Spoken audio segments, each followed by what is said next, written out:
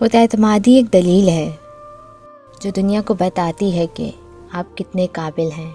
صحت اور خوشی کے لیے اپنی ذہنی، جسمانی اور روحانی ضروریات پر توجہ دیں۔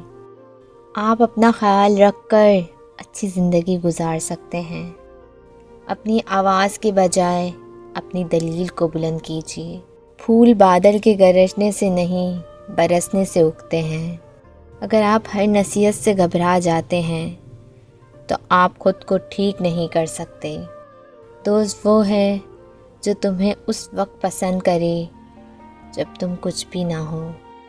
سوچ منفی ہو تو ہر موقع پر مشکل نظر آتی ہے، اور سوچ منفی ہو تو ہر مشکل میں حل نظر آتا ہے۔ کسی کے مشکل وقت میں اس کے صبر کا امتحان نہیں لینا چاہیے۔ ایسے لوگوں کو میں نے اکثر پچھتاتے ہوئے دیکھا ہے۔ جو شخص تمہاری نظروں میں تمہاری ضروریات کو سمجھ نہیں سکتا، اس سے کچھ مانگ کر خود کو شرمندہ مت کریں۔